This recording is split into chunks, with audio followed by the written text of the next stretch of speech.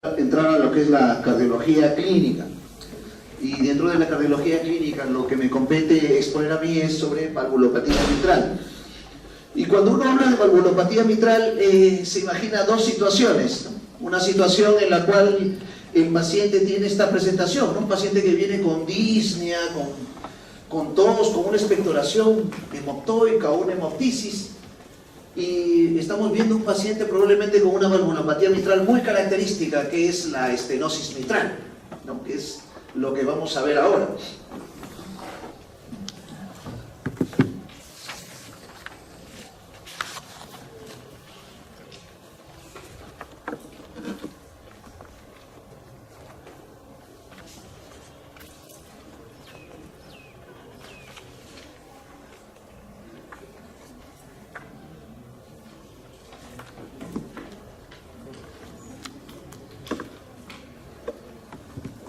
Grabado en audio.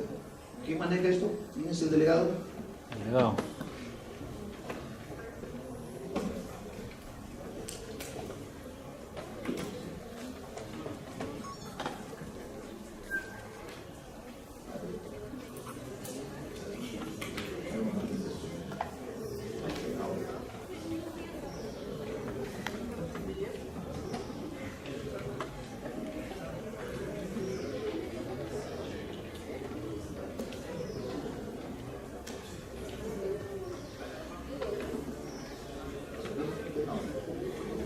Ahora sí este. Ahí, está pasando los intervalos.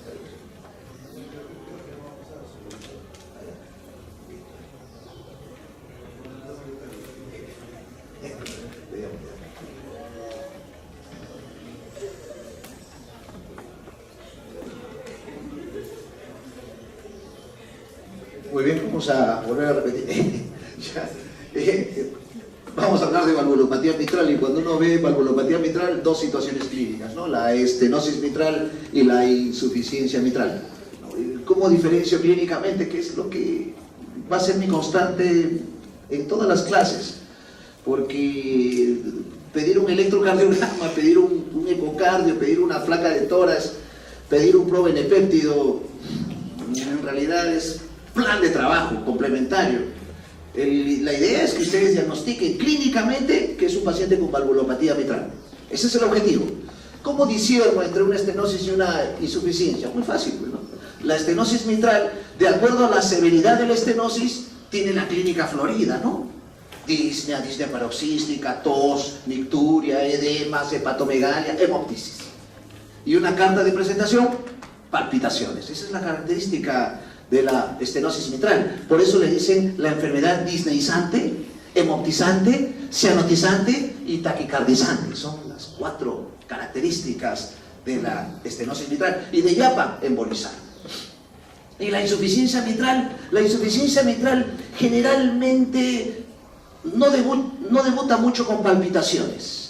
Generalmente puede haber disnea, puede haber tos, pero no es la clínica florida que ustedes ven en lo que es edema agudo de pulmón, que es más en estenosis mitral, ¿no? Entonces, ¿cómo veo a un paciente del punto de vista clínico? ¿Qué es lo que yo quiero?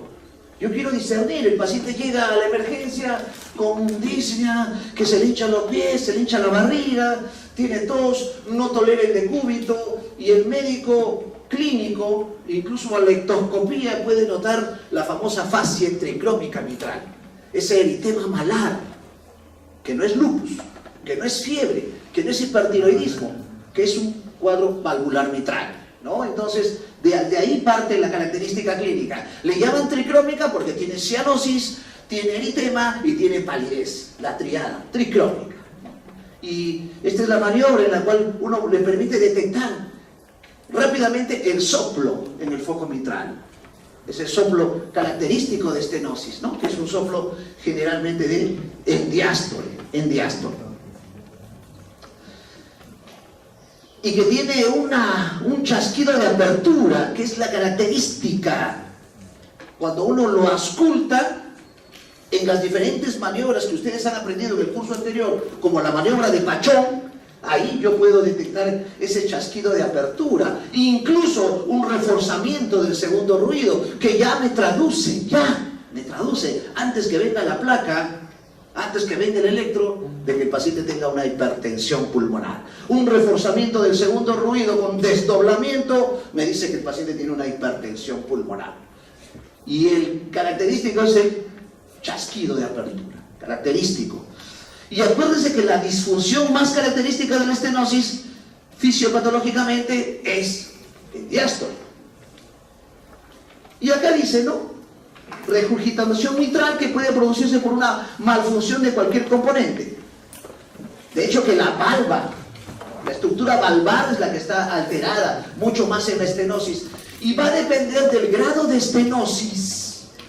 No es lo mismo una estenosis de 2 centímetros que de 1 centímetro o de 4 centímetros. No es lo mismo para las manifestaciones clínicas. Hay pacientes que vienen asintomáticos a la consulta.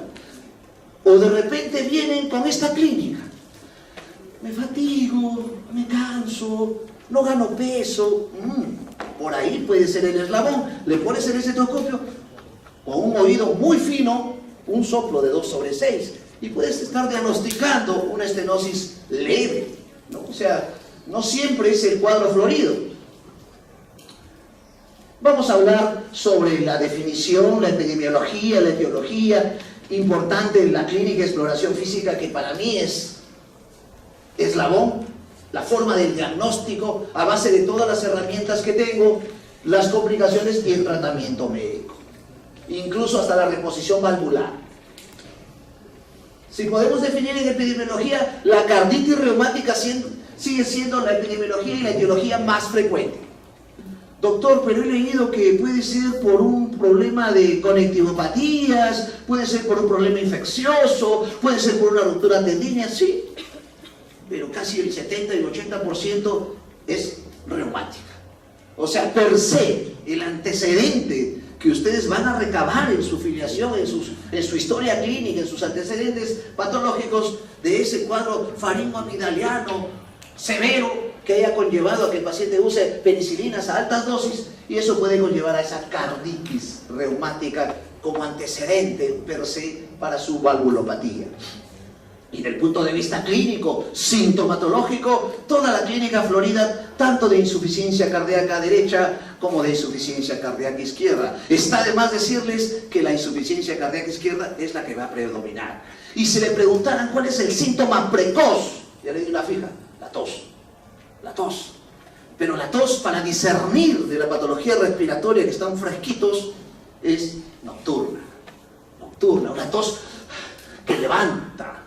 Una tos congestiva, no es esa, ¿ya? Y en ese contexto, la tos es prodrómica, la nicturia, característica. Y luego, de medida que va avanzando la estenosis, un cuadro florido de disnea paroxística, y si es una estenosis severa, el paciente ya está en ortopnea, está en una clase funcional NIGIA 4, o ingresa a la emergencia por un cuadro de descompensación con tirajes, cianosis, aleteo.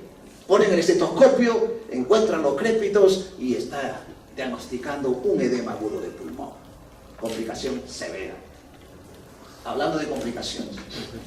Y el tratamiento va a ser de acorde al estado. Así, doctor, y si tiene un edema agudo de pulmón, el tratamiento será para edema agudo de pulmón. Nitroglicerina, isorbide, parches, morfina, furosemida. Cambia, ¿no, doctor? Y si fuera una insuficiencia cardíaca grado 2, la mano es el tratamiento. Dieta, diuréticos, digitálicos, dilatadores y descargas. No se olviden, ¿no? Entonces, es de acuerdo a lo que ustedes puedan tipificar. Por eso la terapéutica no es receta de Gastón. O sea, yo no me voy a vaporretear una terapéutica. No me voy a vaporretear. Graso error. El camino no es por ahí. El camino es discernir en qué grado está el paciente y a base de ello tipificar una terapéutica respectiva. No es lo mismo una insuficiencia cardíaca grado 1 de 1 grado 2. No es lo mismo una insuficiencia cardíaca anterógrada que una retrógrada. No es lo mismo una insuficiencia cardíaca por estenosis mitral que por insuficiencia mitral. O sea, son situaciones clínicas distintas. Muy bien. La básica. El que sabe básicas entiende las clínicas. Y ustedes ya lo han experimentado en neumo, ahora lo van a experimentar en cardio. ¿Y por qué esta disfunción de una mitral idónea, que es el área normal, que tiene valvas, y una de las valvas que se altera más en las patologías mitrales son las septales? Otra fija ya tiene, ¿no? Esto ya lo conocen desde anatomía. Y hay que entender que en estenosis mitral la disfunción es diastólica. Y hay que entender que en insuficiencia mitral la disfunción es sistólica. Imbuyámonos un poquito más en la fisiopatología. Al haber una disminución del lumen, que es la estenosis, va a haber un reflujo retrógrado. Por ende, la aurícula izquierda va a crecer. Una característica de la estenosis mitral es el crecimiento de la aurícula izquierda. Este crecimiento de la aurícula izquierda va a originar toda una alteración de la hemodinámica del corazón, tanto izquierda como derecha. Por eso el paciente tiene insuficiencia cardíaca derecha, puede haber crecimiento ventricular derecho, puede haber aumento de la presión pulmonar, por eso hay hipertensión pulmonar, se explica. Y ese reflujo retrógrado conlleva el aumento de la presión capilar pulmonar. Por eso el paciente tiene disnea, por eso el paciente tiene cianosis, altera la hematosis. Por eso el paciente, al tener aumento de la presión capilar pulmonar, rompe los alveolos, la microcirculación. Por eso el paciente hace hemoptisis, por eso el paciente hace un esputo rosado. Y al disminuir, al crecer esta aurícula izquierda, disminuye el gasto cardíaco. Por eso el paciente se cansa, se fatiga, ¿no? Y al repercutir en toda la hemodinámica derecha, el paciente tiene edema de pared intestinal. Por eso los pacientes comienzan a tener diarreas, síndromes de mala absorción, y aparece la caquexia cardíaca característica. Y es tanto este círculo izquierdo-derecho que el hígado se comienza a congestionar y el paciente dice: doctor, me duele aquí, una hepatalgia. Y ustedes cuando examinan un hígado borde romo, liso, doloroso, una hepatomegalia dolorosa, un hígado congestivo, examinan una ictericia, una cirrosis cardíaca, ya con circulación colateral, ya con hipertensión portal, ya con esplenomegalia, ya con ascitis y más edemas. Doctores, ¿y por qué hay que entender bien la fisiopatología? Porque la fisiopatología me va a dar ese plus. Digoxina 0,25 miligramos, ¿no? Lanatosidose 0,4 miligramos, ¿no? Carvedilol 3,125 miligramos, ¿no? Enoxaparina 60 miligramos subcutáneo cada 24, ¿no? Porque al crecer esta aurícula se pueden producir trombos y el paciente puede embolizar. Y por ende el paciente de repente no viene con disnea paroxística, no viene con hemoptisis, no viene con fibrilación. No. El paciente viene: doctor, mi mamá es cardiópata, la traigo porque no habla, no ve y no mueve el brazo. El alumno que entiende fisiopatología, clínica, semiología, está haciendo una cardioembolia, está haciendo paresia faciobraquial, es arteria cerebral media silviana, que es la más ávida para émbolos cardiogénicos. ¿No? Entonces, clínica, ¿no? Clínica. Entonces, no se olviden, diástole y sístole. Hay una normalidad estructural, ahí está, lo recalco, que obstruye la entrada al ventrículo izquierdo. Por ende va a haber una serie de cambios hemodinámicos que ya les he manifestado. Tanto así que el crecimiento de esa aurícula izquierda hace... ¿Quién da la vuelta a la aurícula izquierda? Acuérdense de anatomía torácica, doctor. Ahí está. El esófago. Por eso los pacientes valvulares mitrales severos vienen con disfagia, vienen con mi voz está ronca, comprime el nervio laringio recurrente. El que sabe de ciencia básica se pasa en las clínicas, verdaderamente. Y entiende la terapéutica. La principal causa, fiebre reumática. Hay una historia de fiebre reumática, pero también puede haber malformaciones congénitas. Acabo de hospitalizar una paciente que viene con fibrilación auricular y stroke isquémico, faciobraquial, un mixón. el mixoma auricular se aúna al componente valvular mitral de estenosis. Tanto así que el soplo se te puede confundir, es retumbante, el primer ruido es intenso y hay chasquido de apertura. El famoso rufufutatá, el soplo característico. Pero hay una diferencia con el mixoma. En el mixoma, cuando tú haces movimientos, el soplo cambia de intensidad e incluso puede desaparecer. Y otra diferencia con el componente de estenosis mitral por fiebre reumática es el clubbing. El clubbing es una característica bien resaltante en mixoma auricular, que es el tumor cardíaco más frecuente. Luego hay la mucopolisacaridosis, que son alteraciones que no lo van a ver en este grupo etario. Lo van a ver en el último curso ya, pródromo a su internado, que es, ¿no?, las enfermedades infiltrativas, población pediátrica, o algunas situaciones como calcificaciones. Alteración de los velos, pero acá hay una asociación. Tuvimos una pacientita, lamentablemente ha fallecido hace 4 días, una pacientita con clubbing, con cianosis central, periférica, crépitos.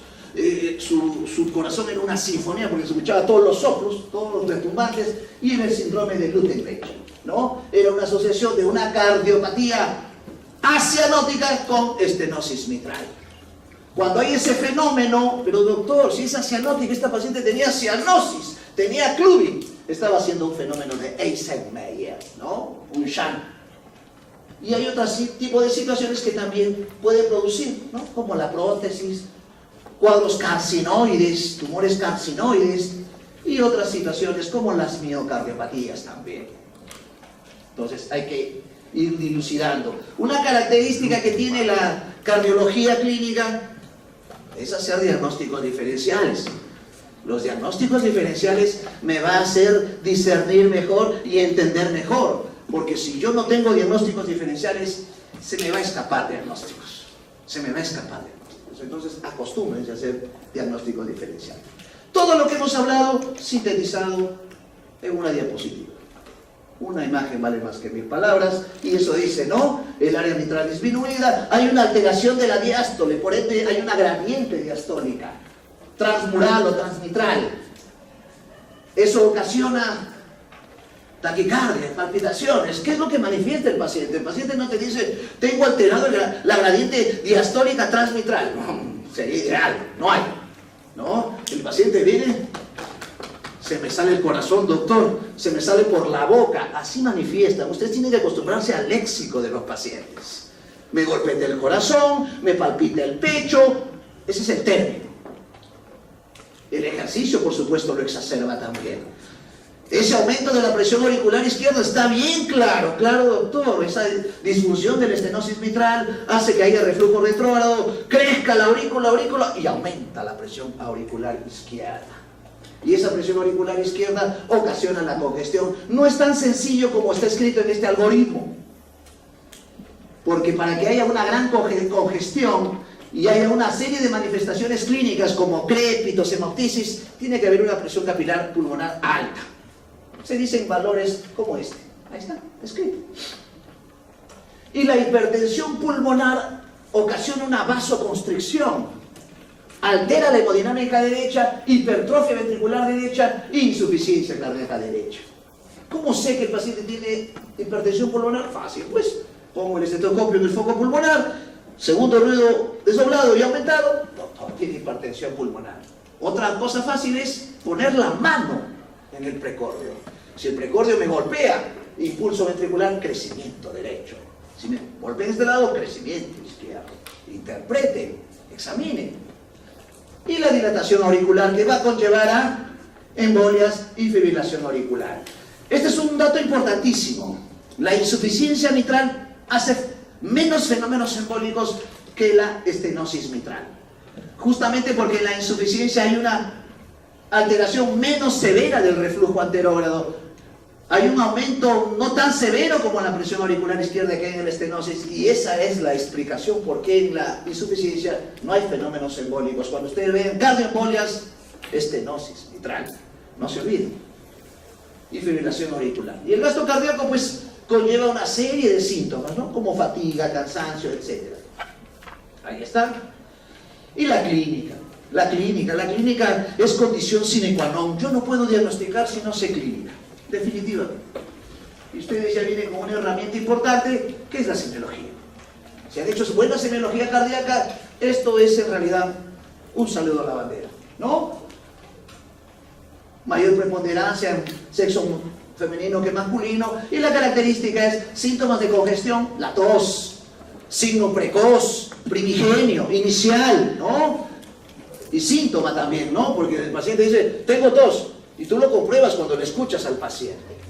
La disnea progresiva, la ortopnea, todo lo que ocasiona la congestión. La hemoptisis, se dice que es tanta la hipertrofia a nivel de las venas bronquiales que se rompen y se forman varices. Esas rupturas varicoides bronquiales hace que el paciente tenga hemoptisis masiva, ¿no? Algunas veces. O algunas veces cuando solamente es por congestión, se edematiza la pared bronquial y el paciente hace una expectoración hemoptoica. Miren cuán importante es la interpretación. ¿Por qué, doctora Vilés? Porque si es una hemoptisis moderada, masiva, el manejo es distinto. El manejo es distinto, tanto así que de repente van a tener que entrar y hacer una embolectomía o entrar con el broncofibroscopio. Pero si es un esputo hemoptoico, darle un antitusivo tipo de estrometorfano o darle otro tipo de antitusivo va a inhibir probablemente el manejo y la complicación. Arritmia. Cuando ven a un paciente y vean que está fibrilando, doctor, ¿pero cómo sé que está fibrilando? Porque el paciente dice, me golpeé el pecho. ¿Cómo sé que está fibrilando? Puede ser una taquicardia paroxística supraventricular, puede ser un síndrome de Gold-Parkinson-White, puede ser una taquicardia auricular o puede ser una taquicardia ventricular. Mire cómo estoy temblando, ¿ya? Pero es una fibrilación auricular. En realidad es la arritmia más frecuente. ¿Cómo la detecto? Que haya galope, que haya tercer o cuarto ruido, que haya pulso deficitario. ¿Qué es eso, doctor? Pongo el estetoscopio aquí y palpo el pulso. Si hay una diferencia más de 20, FA es una posibilidad. Y si tienen mucha acuciosidad, se fijen en el cuello. No la catosis, en el cuello, ¿ya? Y en el cuello, doctor, la onda A, la onda B, la onda I, fibrilación auricular. Clínica. ¿Qué es lo que les va a servir? Lo que van a tener ustedes a la mano. Doctor, el electro se malogró, pero está su clínica, está su oído, está su mano, ¿ya? Entonces es importante discernir. Infecciones pulmonares. Doctor, ¿por qué? Mi mamá tiene neumonía hace 3 meses, ahora también tiene neumonía. ¿Por qué le está dando neumonía a mi mamá cada rato, doctor?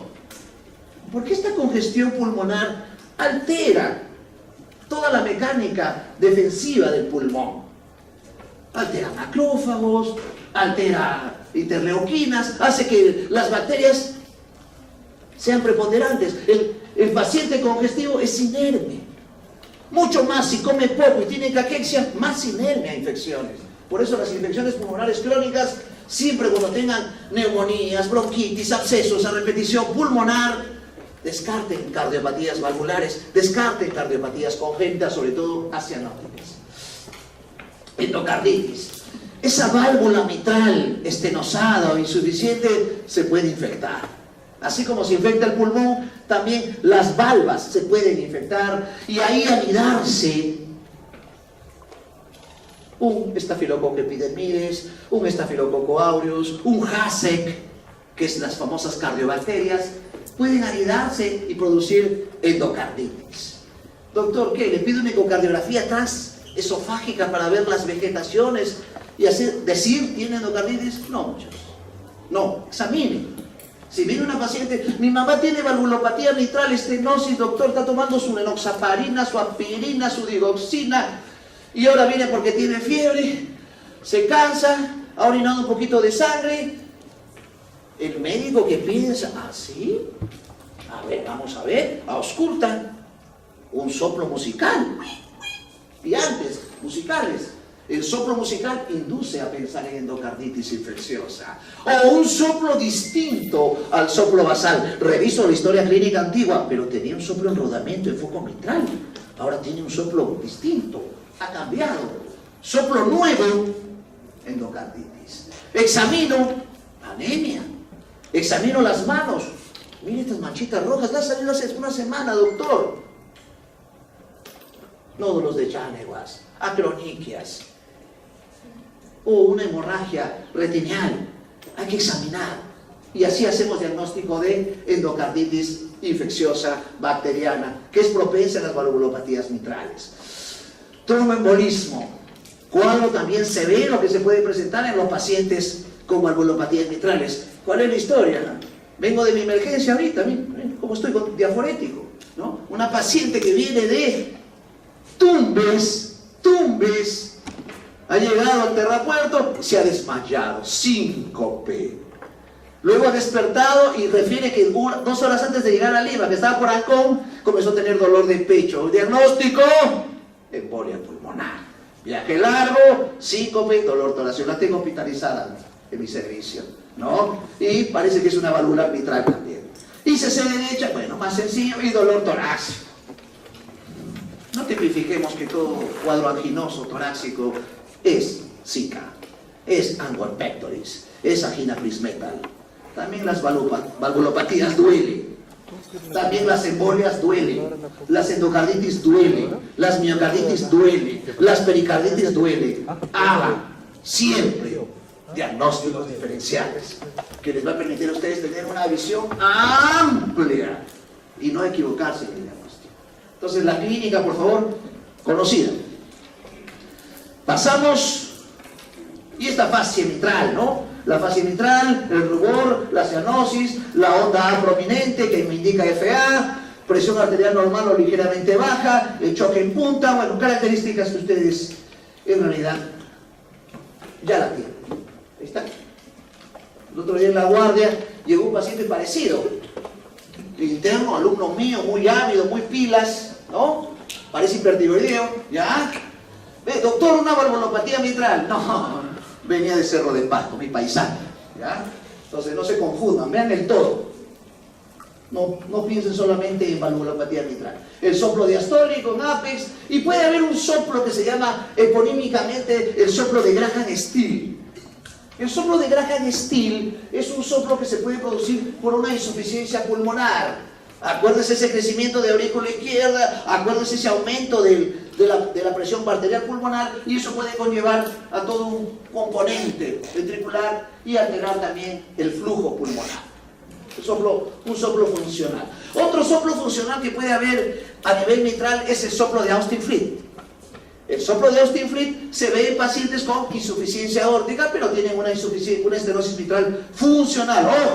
Ojo, me están grabando, ¿ya? Plan de trabajo.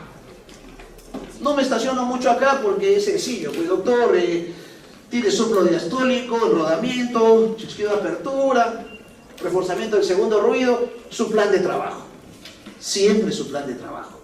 Y el plan de trabajo tiene un orden. Me supongo que lo están haciendo en su práctica, en sus sedes respectivas. ¿Sí, doctor? Claro. Plan de trabajo es exámenes de rutina, exámenes de diagnóstico preferencial, imágenes, exámenes especiales y interconsultas. Ese es el plan de trabajo. En el caso del paciente, si es examen de rutina, hemograma, glucosa, urea, creatinina, examen de orina, grupo sanguíneo, haga electrolito de llama. Esa es rutina. Lo que todo paciente debe tener en una sala. Luego el examen preferencial. Ah, claro, doctor. Un electrocardiograma, un probepéptido, una troponina, un CPK. Ahí está. Y desde el punto de vista de imágenes, una placa de tórax, un examen especial, una ecocardiografía. Doctor, estoy pensando en una endocarditis, me he encontrado un soplo musical. Ah, ya, una ETE, transesofágica. Y si queremos documentar mejor, hemocultivos. Muchachos, eso es hacer plan de trabajo. Eso es saber pararse con su paciente bien, encaminar su diagnóstico siempre y luego evolucionar. Entonces, ¿qué es lo que se ve? Las famosas líneas de Kerle, el crecimiento auricular, el desplazamiento de la aurícula que puede producir disfagia en el paciente. No se sorprendan, puede haber, no es frecuente, puede haber. La dilatación de la aurícula izquierda, la famosa onda P mitral, las arritmias y las hipertrofias, ¿no? Las hipertrofias, ¿no? Ya me supongo que están viendo electrocardiogramas, y los electrocardiogramas hay que leerlos, ¿no? Comenzamos de lo más simple, qué ritmo es, cómo está la onda P, cómo está el QRS, el ST, dónde está el eje. Ya el eje, doctor, busco la matriz eléctrica y veo cuál es su perpendicular, y de acuerdo a eso veo el eje, veo las precordiales para ver hipertrofias, tanto derechas como izquierdas. Mientras más grandes sean las R's en B5, B6, eso es izquierda. Mientras más grandes sean las R's en B1, B2, eso es derecha, ¿no? Entonces, el electrocardiograma también tiene su secreto y es praxis. Mientras más electros vea, mientras más yo interprete, el electro va a ser un instrumento para ustedes, siempre. Por ejemplo aquí, ¿no? Doctor, un infarto, no. Esto es sobrecarga. Acuérdense que hay una alteración de la aurícula izquierda y también hay una disfunción del ventrículo izquierdo. Entonces, estos signos de sobrecarga, en este caso diastólica, y eso se ve en pacientes con estenosis.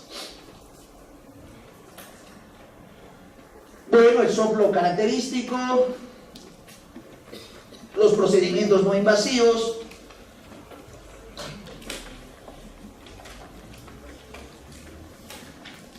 Vamos a guardarlo.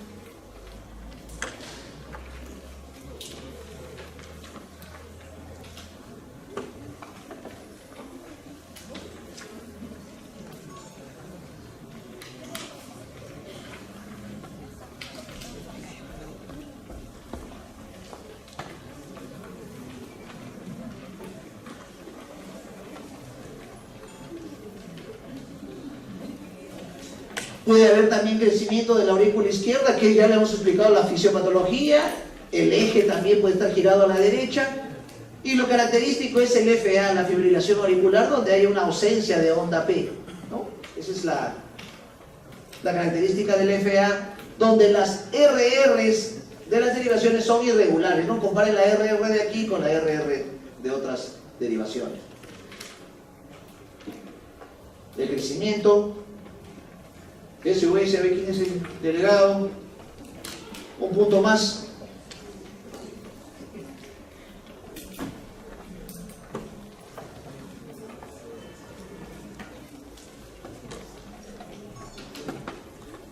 Este es el, no, es que había dos.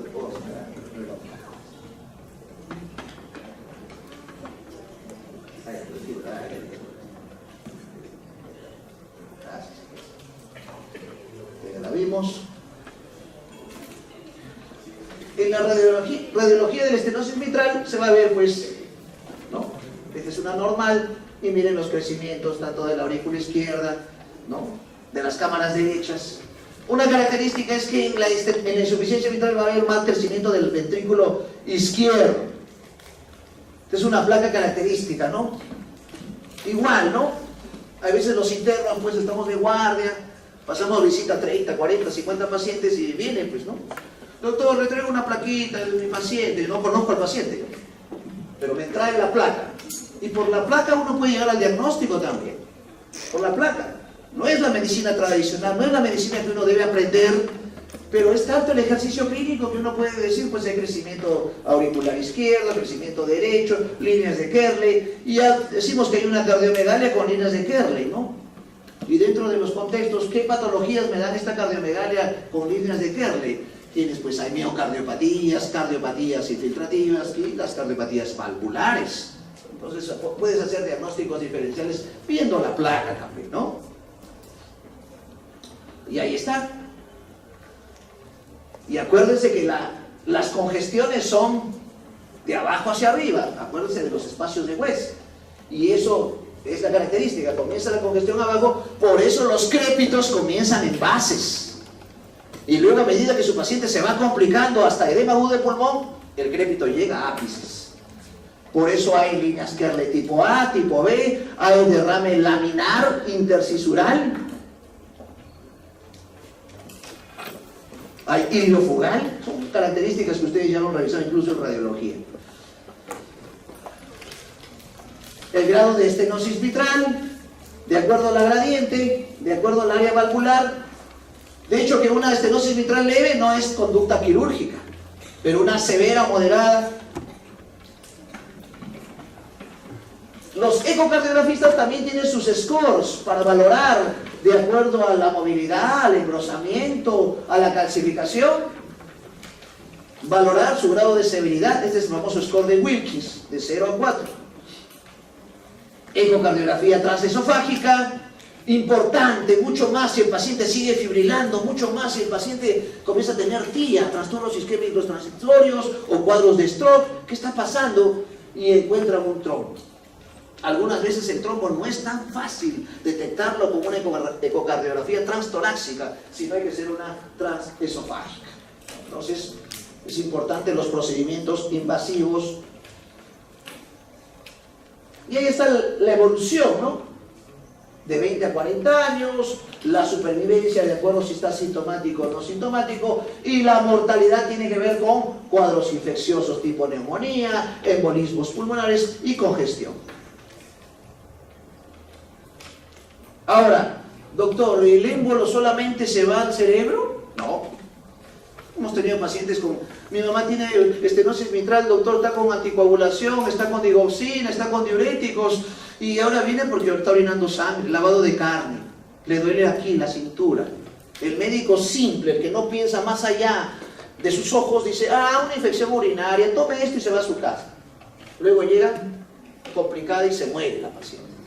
No, doctores, doctoras, piensen que ha embolizado a nivel glomerular, un émbolo a nivel renal, dolor hematuria. Pero a veces no vienen así, si no vienen, doctor, y no vienen a medicina, vienen a cirugía. Vengo porque tengo un dolor, yo soy mitral y me duele la barriga, me duele, me aprieta, no sé, no puedo definir, me hinca, me muero, me duele. El médico simple dice, una gastritis, su ranitidina, su omeprazol, su Plidal. Se va a su casa y luego llega abdomen en tabla. ¿Qué tenía? Una trombosis de la mesentérica por embolia mitral. Entonces, hay que pensar todas esas posibilidades. Mucho más si el paciente está fibrilando. Por eso se le da anticoagulación, por eso se le da digitálicos a los pacientes fibriladores, para evitar que los émbolos. No se olvide. Mucho más si el paciente es adulto mayor. Pero hay que monitorizar. Acuérdense que el anticoagulante ambulatorio es oral. En este caso es la warfarina. Y la warfarina hay que manejarlo con pinzas, porque el riesgo hemorragíparo es alto. Es alto en los pacientes. Viene. Entonces hay que estar controlando. Evaluaciones invasivas. Aparte si hay discordancia de los datos clínicos, si hay una alteración del área valvular mitral a la ecocardiografía, precisar el grado de insuficiencia, todo ello que puede conllevar a conducta quirúrgica. RP, terapéutica, receta se prescriba, se manejo, lo que ustedes ya deben aprender, bueno, ya aprendieron desde Neumo, ahora mucho más también. Y miren, algunas veces indicaciones específicas, salvo la prevención y la profilaxis. ¿Qué se le educa al paciente con valvulopatías?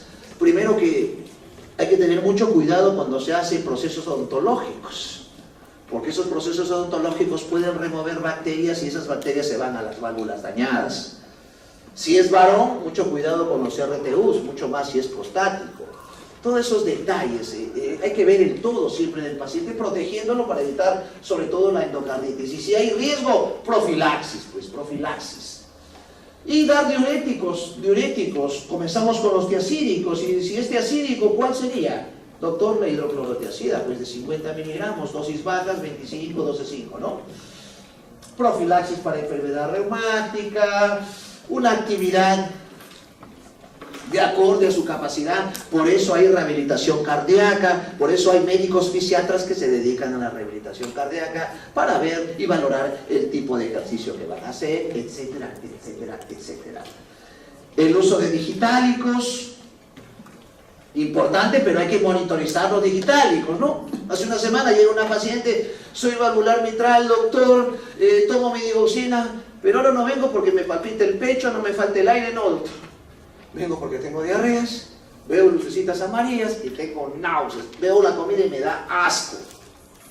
El médico simple dice, una gastritis, te ha hecho daño algo que has comido ayer. Lo que quieres escuchar. Entonces le das ¿qué? Una frutenzima, una rentina a su casa. No, se está intoxicando por digitálicos. Esa es la sintomatología de la intoxicación por digitálicos. Lucecitas amarillas, náuseas, vómitos y diarreas, ¿no? Entonces es importante ver.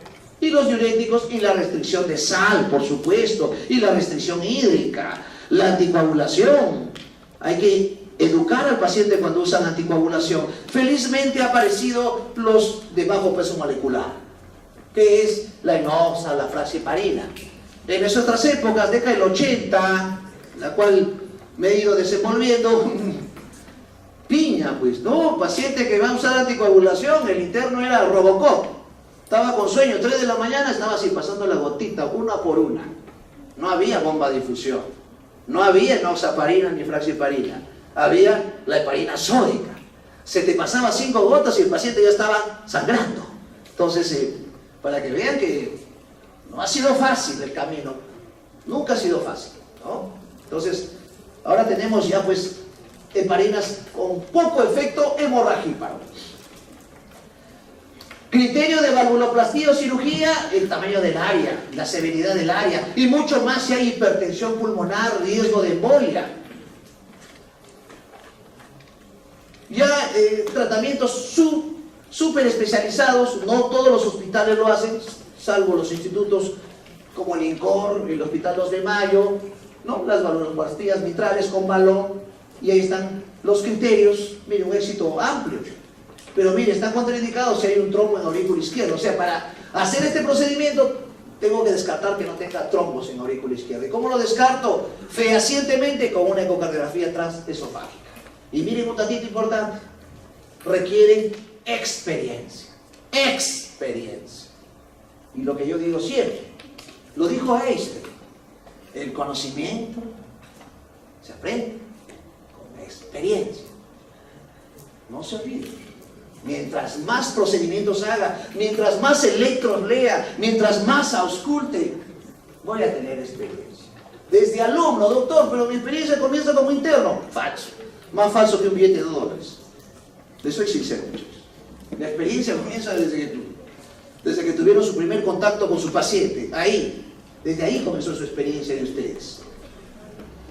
Cirugía valvular, indicado si hay una hipertensión pulmonar, mucho más. Miren la clasificación NIDIA. Y si el paciente ya en la prótesis, ¿no? Manejo médico simple y es constante, evitar esfuerzo físico, está de más decirle que tiene que tener una vida tranquila. Mucho depende del entorno social, mucho depende de que el paciente esté concientizado con su enfermedad, mucho depende del grado de instrucción del paciente. Todos esos son factores que a veces el médico nos tiene que abordar.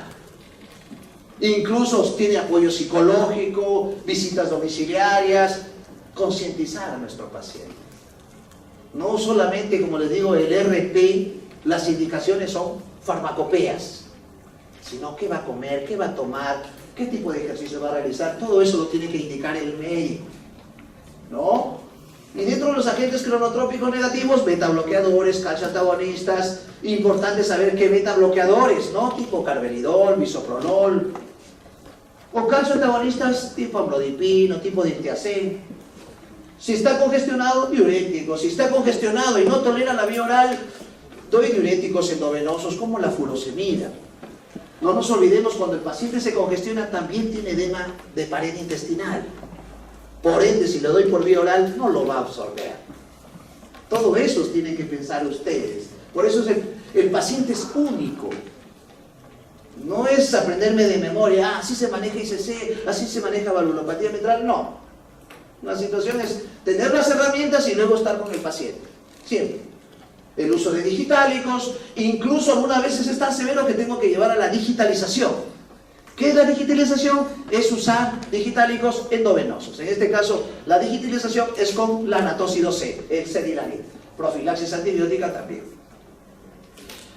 Muy bien, la anticoagulación, ahí están las referencias. ¿Cuándo anticoagulo? Cuando hay trombos, si es severo. Se ha documentado con ecocardiografía y tienen a la mano un background de tratamientos para anticoagulación. Enoxa, Fraxi, como tratamientos, y de forma oral la warfarina. Valvuloplastía Comisurotomía, cambio valvular, esto ya lo dejan para el cirujano torácico, cardiovascular, que también evalúa, no es que el cirujano torácico examina al paciente o dice, ya, yo voy a operar, no. El cirujano torácico hace historia, evalúa, examina, pone su estetoscopio, todo, hace su plan de trabajo, ve la placa, ve el electro, el ecocardio. Ahora sí, lo voy a operar. Quiero que me entiendan, muchachos. A la especialidad que ustedes se dediquen, van a hacer lo mismo. Entrevistar, examinar antecedentes, diagnósticos diferenciales, plan de trabajo, interpretación de los exámenes, terapéutica, y si son cirujanos o cirujanas, operar.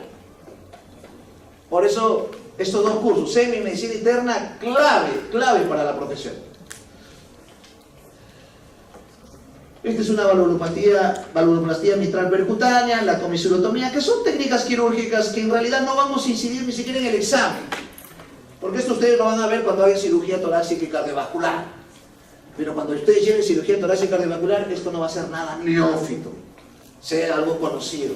Y ahí probablemente le van a explicar, y ahí probablemente van a entrar a sala a ver una comisurotomía, una reposición de válvula protésica, etc.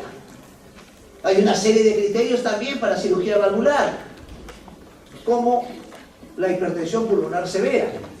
Miren, que no son candidatos a valvuloplastia, que es un procedimiento invasivo. Si la estenosis era en diástole, la insuficiencia es en sístole, y donde hay un reflujo retrógrado de ventrículo izquierdo y de aurícula izquierda, y por ende hay un crecimiento tanto de aurícula y ventrículo, pero el ventrículo izquierdo es la característica. Estos efectos hemodinámicos alteran, y va a depender del volumen regurgitante, o sea, el que regresiona, ¿no? Y de la respuesta, cómo está la aurícula izquierda, cómo se amolda la aurícula izquierda. Pero no va a ser tan grande esa aurícula izquierda como en la estenosis mitral. Las causas siguen siendo iguales, las reumáticas, y se agregan las colagenopatías. Las colagenopatías tienen mucha avidez por la válvula mitral. El síndrome antifosfolipídico, la polimiositis, el LES, mucho más se anidan y forman la famosa endocarditis de Levy-Sachs, una endocarditis no infecciosa, marántica, o un trauma, o un prolapso mitral, que es frecuente en mujeres jóvenes. Tuve una alumna, no voy a decir de qué año, en plena clase, un vaído. Doctor, cada vez tengo cierto vaído, mucho más cuando me estreso, mucho más cuando dejo de tomar desayuno. Estamos ahí con su compañero, quisimos sentar, me llamó la atención la palidez, no gano peso. Un detalle, doctor, no gano peso. Todas mis amigas están en ese alto y yo no gano peso y como más. Ahí está el detalle. Esa es la historia del prolapso mitral. Le examinamos, le hicimos la maniobra de Pachón, la maniobra de Rivera Carvalho, el apnea para escuchar el soplo, y tenía un prolapso mitral. Estábamos haciendo un diagnóstico en plena clase de semiología, ¿no? Entonces, es frecuente en mujeres jóvenes, mucho más esa historia. No gano peso como mucho. Ya vio algunas que se han asustado. ¿Ya? Cuerda. Alteración de las cuerdas tendíneas, rupturas. Estos son cuadros severos, severísimos. Hace 2 semanas hemos tenido un pacientito que vino con una historia de 2 horas de dolor torácico precordial con irradiación. Doctor, es un infarto. Sí, un infarto masivo. Llegó, lo tratamos de trombolizar, comenzó a hacer edema agudo de pulmón, Killing, sí, 4, Forrester 3, cuadro severo, pronóstico malo. Y en la evolución comienza a ser un cuadro de hemoptisis, comienza a ser más congestión. Le examinamos, al ingreso no tenía soplos. Cuando se complicó en esa situación, le examinamos, era una sinfonía, tenía soplos de insuficiencia mitral, había una ruptura de la cuerda tendínea. Es una complicación mecánica de los infartos. Miocardiopatías, enfermedades infiltrativas, etc. Incluso también el mixoma. Entonces, la historia, antecedentes, reumática sigue siendo, y prolapso, no se olvide el prolapso de válvula mitral. Otras causas, ahí están, congénitas, endocarditis, dilataciones, calcificaciones, colagenopatías, y me estaciono aquí, porque siempre diagnosticamos, siempre vienen los pacientitos, ¿no? Doctor, tengo a mi hijo que es bien laxado, se dobla el hombro, las muñecas, se juntan los codos, ya me está contando un Ehlers-Danlos. Hace poco vi de una mamá que la veo, me cuenta de su hijo, le digo, ¿en serio? Sí, ya le están ofreciendo ir a un show porque eso goma, ¿ya? Y no sé qué te trae, doctor. Yo en mi mente digo, pues es un Ehlers-Danlos. Lo veo característico, un Ehlers-Danlos. Bueno, eso ya no se trata ni se cura, se controla. De frente me fui al estetoscopio y le puse el estetoscopio y la válvula mitral, porque ellos hacen insuficiencia mitral. Ehlers-Danlos, el Marfan. El Marfan es ese paciente longilíneo que tiene el pectus carinatum, los dedos en araña, característico del Marfan, ¿no? Y eso también hace valvulopatía mitral. Y los cuadros espondilíticos anquilosantes, varones que tienen lumbar, el típico varón que dice, mire cómo me pongo la columna, signo de la mesa se llama eso, espondilitis anquilosante en varones menos de 40 años, póngale el estetoscopio, pueden encontrar un cuadro mitral ahí. Fisiopatología, esto es Signerete, asemia, medicina interna, me hace entender mejor la terapéutica. ¿Por qué le voy a dar? ¿Por qué le voy a poner morfina? ¿Por qué le voy a poner dobutamina? Ahora sí entiendo, doctor, ¿no? La regurgitación que puede ser aguda crónica, la aguda no hay crecimiento de auricular, y la crónica sí, pregunta de examen, ¿ah? Ya, esto da congestión y la congestión pues da disnea, edema, shock, ¿no? Y si es dilatada, bajo gasto y el paciente no gana peso, fatiga, cansancio, astenia, todo lo que ustedes tienen que explicar, pero no con palabritas simples y sencillas. Simientes en esto, en la base teórica. Tengo una buena base teórica y lo extrapolo cuando voy temprano a mi práctica, muy ávido, bien pilas, a examinar a mis pacientes, a entender a mis pacientes, qué es lo que le está sucediendo desde el punto de vista fisiopatológico. Y estoy seguro que cada práctica va a ser muy, muy nutritiva para cada uno de ustedes. Tú también. Y la clínica puede ser asintomática, puede tener congestión, bajo gasto. Y miren, lo que veíamos característico de estenosis mitral, aquí es menos frecuente la hemotisis, la fibrilación, ya lo hemos explicado. Una característica es que el primer ruido es disminuido y aquí hay un soplo holosistólico, ¿no? Que se irradia. O sea, un soplo sistólico, holosistólico es característico de insuficiencia mitral. Hay crecimiento auricular, fibrilación, signos de hipertrofia ventricular. En la placa uno dilucida ese crecimiento tanto de la aurícula como el ventrículo. Está de más decir que cuando uno palpa, el choque en punto está desplazado de la línea media clavicular y del quinto espacio intercostal. También se le realiza ecocardiografía transesofágica, pero le hemos dicho que los trombos auriculares es menos frecuente aquí. De acuerdo a la severidad de ese manejo, ¿no? Si es agudo severo, indicación de cirugía incluso. Rápidamente el cirujano torácico tiene que intervenir y por el momento damos tratamiento para la congestión, etcétera, ¿no? Si está hipotenso, damos inotrópicos, y si tiene endocarditis, damos antibióticos. Y si es un cuadro crónico, ahí está. Tenemos como alternativas terapéuticas YECAS. No nos olvidemos que los captopriles se dan a dosis bajas, ¿no? Esto está bien demostrado. Y metabloqueadores como el carvedilol, también a dosis bajas. Y de acuerdo si está fibrilando o no, se le da digitálicos, calcioantagonistas como el DTAC o beta bloqueadores. El manejo quirúrgico para la reparación valvular, en este caso la anuloplastía mitral.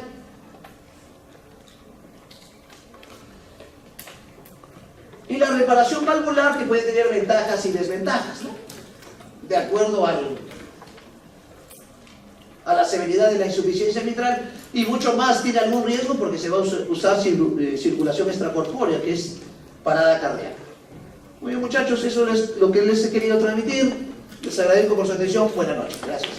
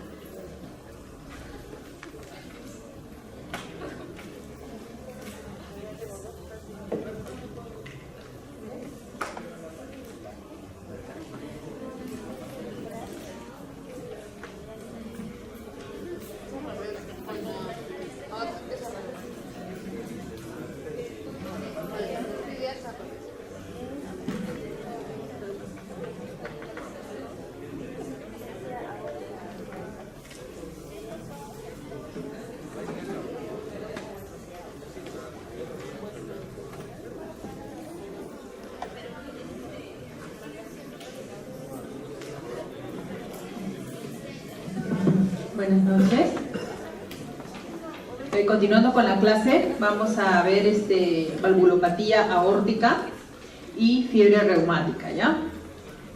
Vamos a empezar con valvulopatía aórtica.